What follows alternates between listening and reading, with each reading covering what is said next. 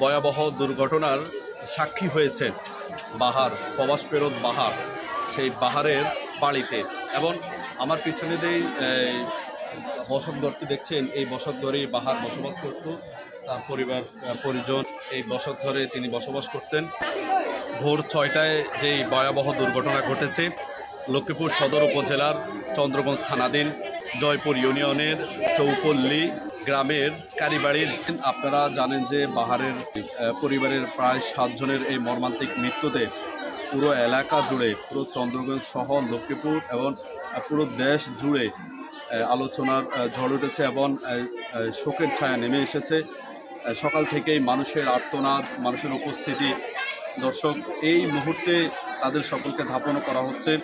এই ছোট্ট ঘরটিতেই বসবাস করতেন বাহার এবং তাদের পরিবারের সদস্যরা।